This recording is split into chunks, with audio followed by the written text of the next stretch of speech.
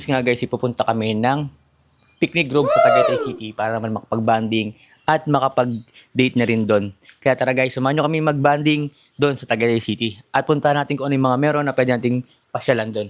Let's go!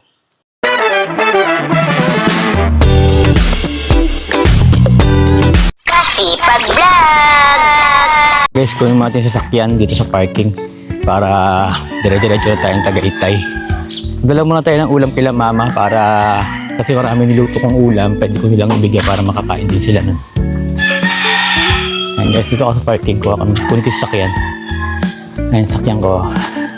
Tara, alas ka sa sasakyan, labas na tayo, at sunduin natin si partner dun sa labas para may sakay na yung mga gamit at mga baon namin papunta ng Tagaytay City. Let's go! Ayan guys, palabas na ako ng parking.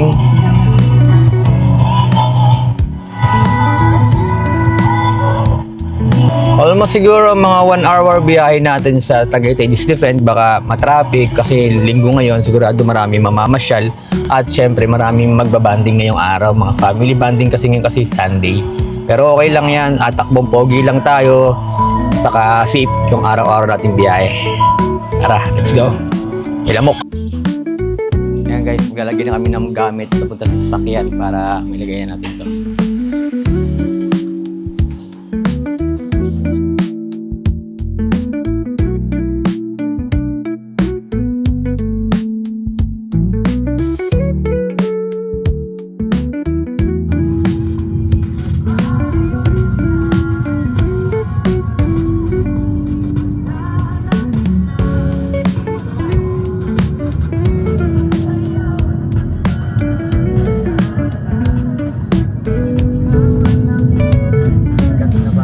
Essex Road papunta ng Tagaytay City.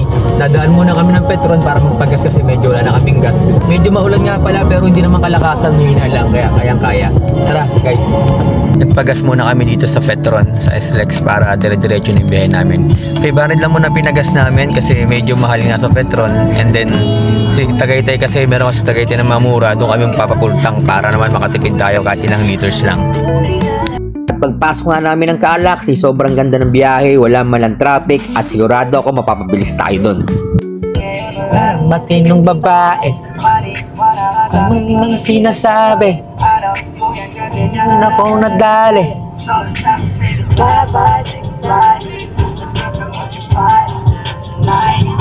Ba ang papel ng bibig ko, lahat ng lolo ko, kung sa'yo, kung ako sa'yo.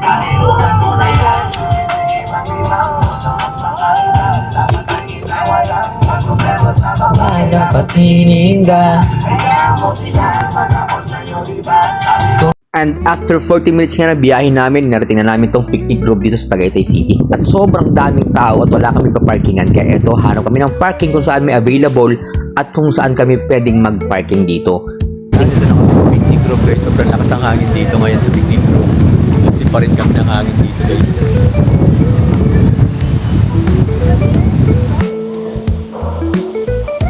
Bago pa?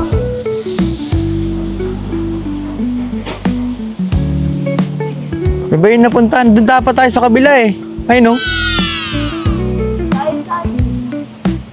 Parang extension na lang to eh. Yan, iikutin namin yung daan na to papunta doon sa kabila. Kasi medyo nambali kami ng parking. Wala namang parkingan malapit doon. Kaya ikot kami, dito kami dadaan sa baba. Kabila. Taas guys, haba rin. Taas, sobrang lakas din ng hangin dito.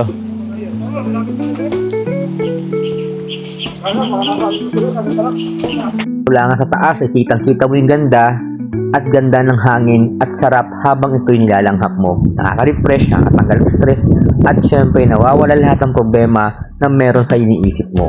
Ito yung pinakamaganda sa lahat na pupuntahan natin na magkaroon tayo ng kaunting stress reliever sa araw-araw. Ito yung kabahay nire-rentahan nila kapag gusto mo magpa-picture.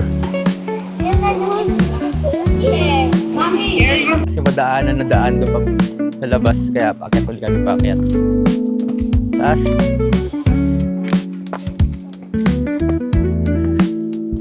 Harap kami ng tambayan, tabi ng pwestuhan.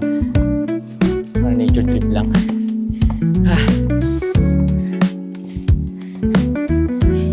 Kaya pa. Sakyatan guys. Grabe. Init. Pero malamig, pero nakakahinga lang. Pakyat baba.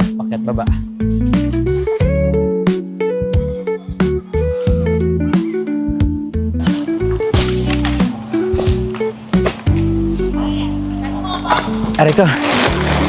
Natag tayo guys. Dito natin lagay yung mga pagkain natin.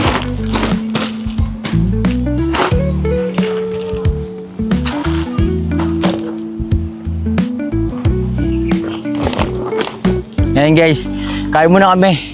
Kasi medyo nagutom na kami sa biyahe at may mga baon nga pala kami.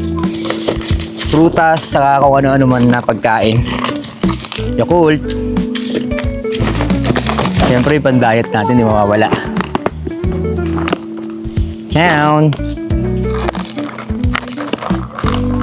Breast, saka rice. Sa kanya yung rice.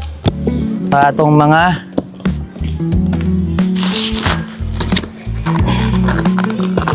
tara guys, kain tayo.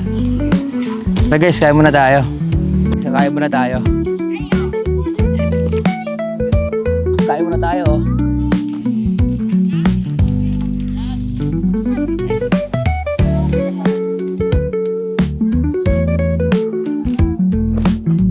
Let's eat! Kain muna tayo guys. Tingnan natin tong mga prutas na dinala ko sa bahay, galing sa bahay. And then may breast tayo guys. And then gulay.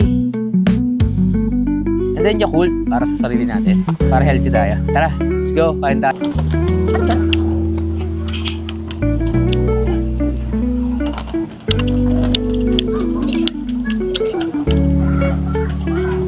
Dito guys, sobrang daming tao kasi linggo.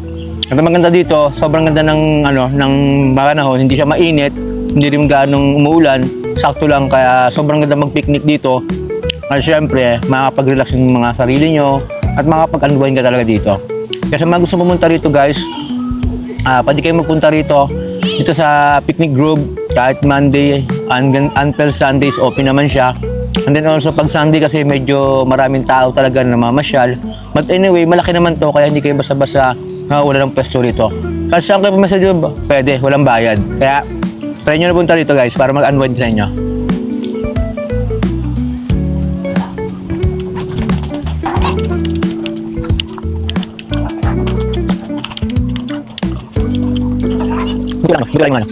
Yung mga niyog-niyog dito kaya mas maganda tumambay dito.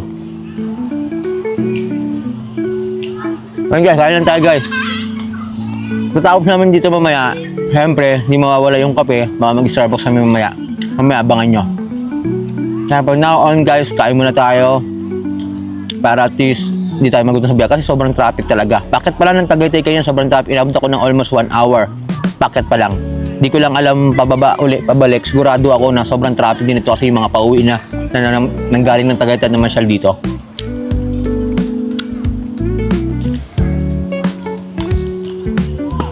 Ito lang pala yung kinakain ko guys. Ito yung lunch ko. Breast ng manok. Then pipino. Then egg. Para sa protein. Para sa abs natin.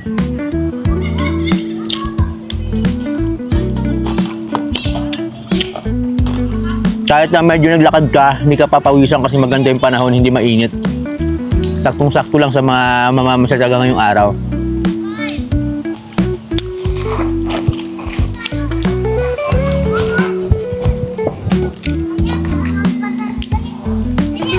Yan guys, ito nga pala yung ginawa ko. Ito na yung ginawa ko guys. Naglagay lang ako ng pangtakip ko sa sasakyan. Napapakinabangan din pala yung pangtakip sa sasakyan kapag nasa camping ka. And also thank you to Shell kasi may kaming libreng camping chair na nakuha nung nagpa-PMS kami. At ito kumakain na siya ng kanin niya. Ito lang pala yung akin. Ayan. Pipino, and then fruits, and then itong breast ng manok. Yan lang yung kinakain ko every morning, dinner, and then also lunch. Yan.